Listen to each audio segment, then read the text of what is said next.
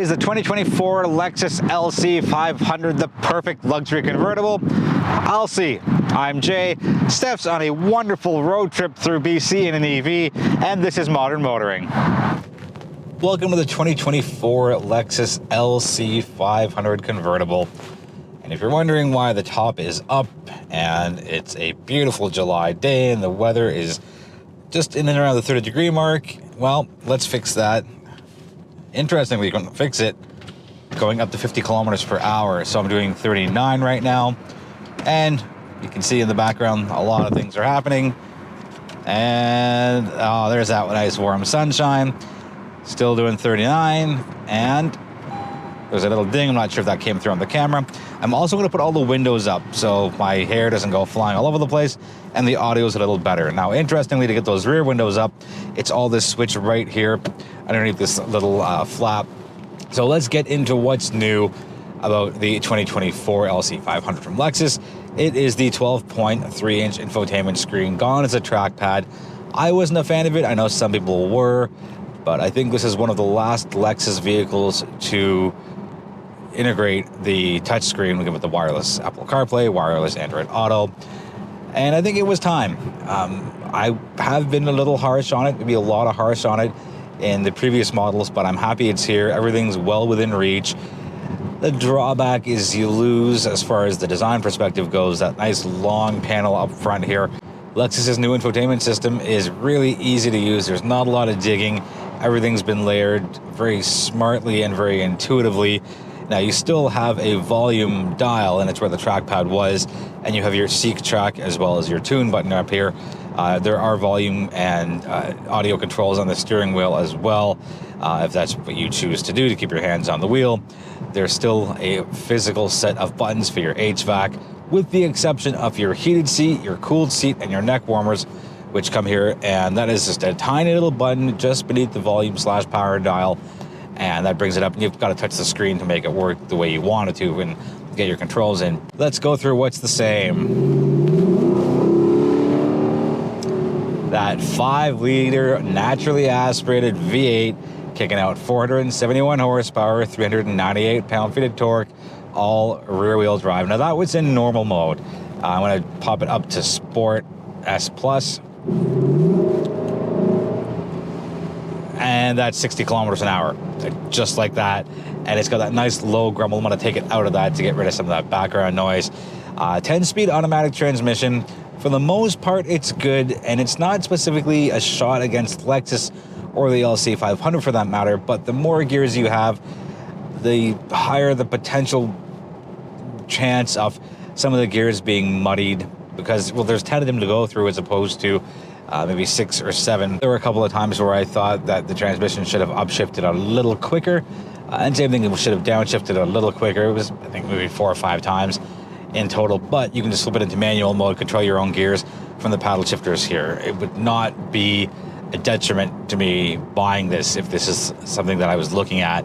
Still has that cool party trick with the moving dial, as it did on the last generation, and it's a little gimmick, but it's really, really cool, and it just adds a little extra bit of elegance and luxury here in the 2024 version of the LC 500. You still have your traction controls and your drive modes on the edges of the hood for the instrument cluster. I call them little Frankenstein controls. I think it looks a little cute and a little quirky. Everything else, again, is pretty much the same here, and the LC's been around, I believe, since 2018. And I think it looks just as gorgeous as it did when it first came out. It's gone through a couple of tweaks, a little bit of minor adjustments to it, but for the most part, it still looks, again, just as sleek and elegant as it did when it first came out. And I realize that's just me. Not everybody will share that same opinion. Some people love it, some people think it's okay, and some people just found it downright unattractive, and that's okay. That's the beauty of car design. I'll go through a couple of highlights for me. The taillights have that nice 3D depth effect. You have the long vertical turn signals on the rear, and I think that the convertible with the top down looks much, much more appealing than the hardtop. You have that very distinct front end, and I think there's nothing like it in the modern automotive design world. Some other cool highlights on the back of the headrests is the logo embossed When you open up the doors, the flush door handles pop out, and you have the little Lexus logo on top of it. The color scheme here, it is a little impractical. I wouldn't get anything with white leather for fear of staining it, but the way this press model has been specced out with the gorgeous blue paint for the exterior and the nice royal blue and white with the accent white stitching here is, it's just, it oozes luxury, and I think it's wonderful. Again, I wouldn't get this, just I don't want to have to worry about wearing jeans in this car and getting that dye put onto the white seats. I'd probably get something in black or maybe red. I still get the 13-speaker Mark Levinson audio system, which sounds so crisp. There is still a hybrid option available running through a 3.5-liter V6, and the horsepower there is 354.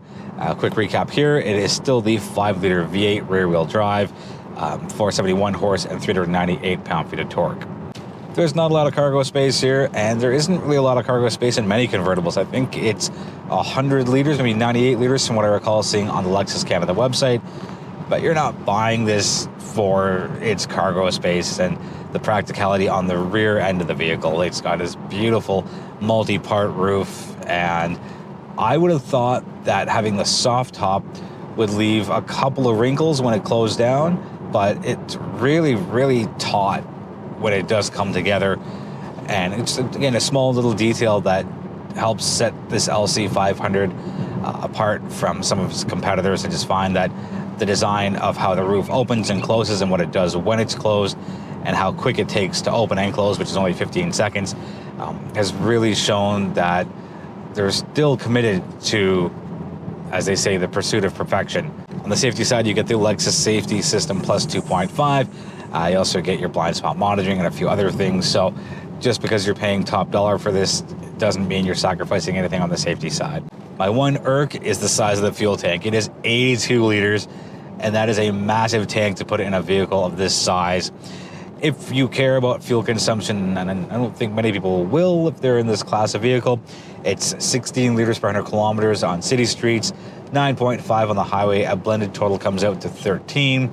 That number dips down a bit if you do opt for the hybrid. Hybrid only comes in a hardtop. There is no convertible option. There might be, but I don't think there's going to be.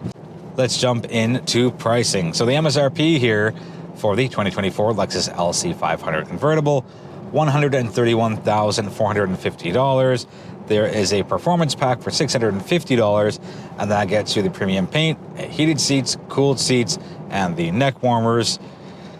Here's where it gets a little interesting. You kick in almost $7,000 for the luxury tax because the vehicle is over $100,000 for the MSRP. I think it's $6,800 and a bit, just rounded up to $7,000. So the as tested price here is $141,326. And while that may seem high, well, it is high, depending on your frame of mind for a vehicle like this, the competition is more expensive, and there's really not a lot of competition, and I'll touch more on that as I wrap up the video. There is a 911 convertible, which is definitely more than this. There's the BMW M850i, which has a starting MSRP, I believe, in the $150,000 range, and there is the SL from Mercedes, and that is significantly higher than what we have here for the $131,450.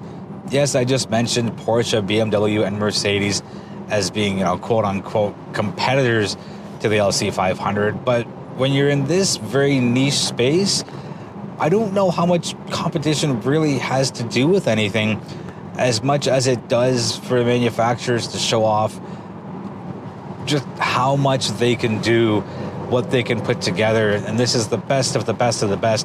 Lexus's halo car is the LC 500.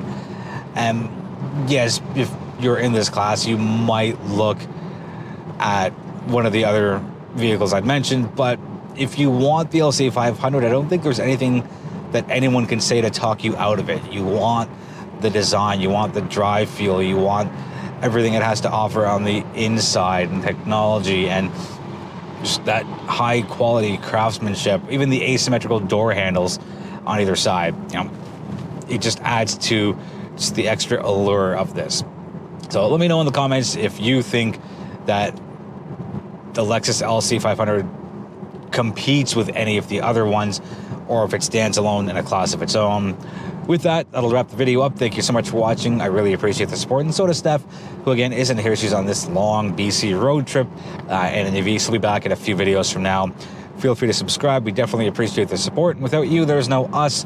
We're active on all of our social media channels, so we look forward to connecting with you there. And Steph is so good at this, and I'm so not as smooth as her. Thank you so much for watching, and we'll see you in the next video.